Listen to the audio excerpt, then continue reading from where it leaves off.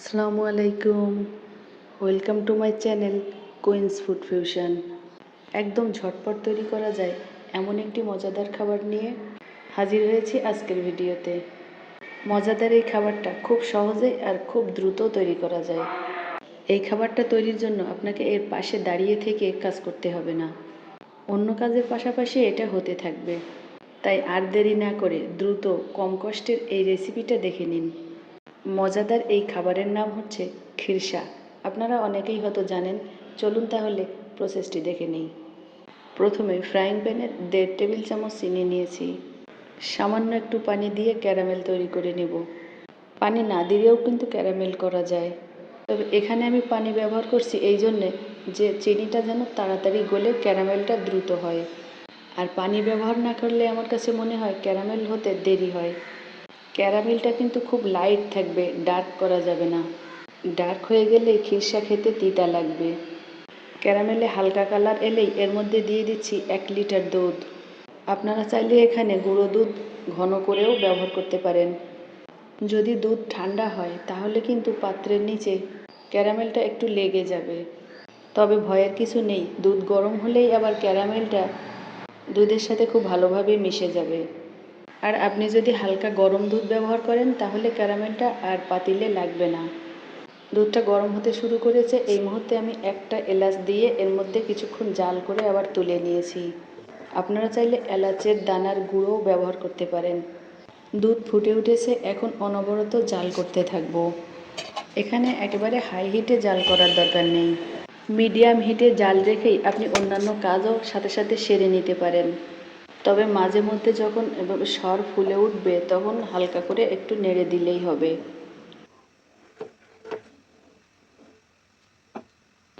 এভাবে বারবার ফুলে উঠতে থাকবে আর নাড়তে থাকবো।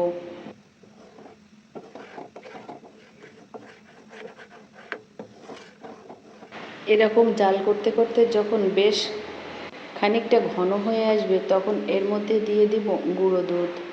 এখানে আমি 1/4 কাপ গুঁড়ো দুধ নিয়েছি 1 লিটার দুধের মধ্যে ব্যবহারের জন্য। আপনারা চাইলে এর থেকে বেশি পরিমাণ গুঁড়ো দুধও ব্যবহার করতে পারেন। যত বেশি গুঁড়ো দুধ ব্যবহার করা যাবে তত দ্রুত ঘন হবে এবং পরিমাণে বেশি হবে। হালকা গরম পানি অথবা দুধের সাথে গুলে আমি এর মধ্যে দিয়ে দিয়েছি।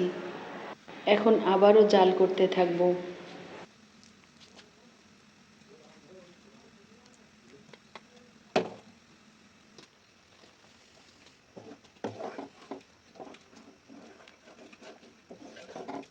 গুঁড়ো দুধটা আমি এই পর্যায়ে এর মধ্যে দিয়ে দিচ্ছি।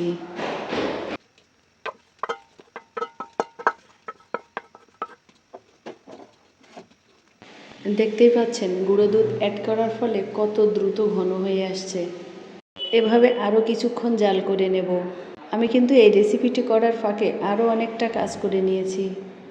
আমার মনে হয় শুধুমাত্র এই রেসিপিটি কোনো রকম টেনশন ছাড়াই কমপ্লিট করা যায়। রেসিপি পারফেক্ট হবে কি না এরকম কোনো টেনশন নেওয়ার প্রয়োজন নেই। এই পর্যায়ে আপনারা একটু টেস্ট করে দেখতে পারেন মিষ্টি কেমন হয়েছে। চাইলে আরও একটু চিনি অ্যাড করে নিতে পারেন। আমি এখানে অত বেশি মিষ্টি পছন্দ করব না, এই জন্য প্রথমে যে ক্যারামেল ব্যবহার করেছিলাম ওটাই যথেষ্ট। আর যেহেতু এখানে গুঁড়ো দুধ ব্যবহার করেছি, গুঁড়ো দুধ কিন্তু বেশ মিষ্টি, তাই এখানে এক্সট্রা কোনো চিনি আমি ব্যবহার করিনি। শুধুমাত্র প্রথমে যে আমি চিনির ক্যারামেল করে নিয়েছিলাম সেটাই যথেষ্ট। ক্যারামেলটা ব্যবহার করার কারণে কিন্তু খিরসার কালারটা অনেক বেশি সুন্দর আসবে। অনেকেই এর মধ্যে 1 টেবিল চামচ চালের গুঁড়া ব্যবহার করেন পরিমাণে বেশি করার জন্য। সেক্ষেত্রে চিনি গুঁড়া অথবা বাসমতি চালের গুঁড়া ব্যবহার করা যেতে পারে, তবে আমি কিন্তু এখানে কোনো চালের গুঁড়া ব্যবহার করিনি। এ পর্যায়ে খিরসাটা অনেক বেশি ঘন হয়ে আসছে। চুলার জালটা কিন্তু এখন লো হিটে আছে। এ পর্যায়ে চুলার জাল অফ করে দিলে খিরসাটা একটু নরম হবে। চাইলে আপনারা এই সময়েও বন্ধ করে দিতে পারেন, তবে আমি খিরসাটা একটু বেশি শক্ত করব, এই জন্যে আরও কিছুক্ষণ জাল করে নেব। এখন চুলার জালটা অফ করে দিচ্ছি।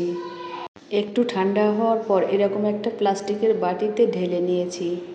আপনারা যদি একটু গরম থাকা অবস্থায় কোনো পাত্রে ঢেলে নিতে পারেন তাহলে এর উপরের কালারটা কিন্তু আরও সুন্দর আসবে।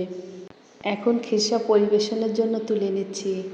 দেখতেই পাচ্ছেন কালারটা এবং এর স্ট্রাকচারটা কতটা সুন্দর হয়েছে। আমার কাছে কিন্তু অসাধারণ লেগেছে। আপনারাও চাইলে খুব সহজে এর স্বাদটা নিতে পারেন। তাই আর দেরি না করে এখনই তৈরি করে ফেলুন। আর আপনাদের কাছে কেমন লেগেছে তা অবশ্যই কমেন্টে জানাবেন। ভালো লাগলে ভিডিওতে একটা লাইক দিবেন প্লিজ। এরকম আরও মজাদার আর সুন্দর সুন্দর রেসিপি পেতে আমার চ্যানেলটাকে সাবস্ক্রাইব করুন।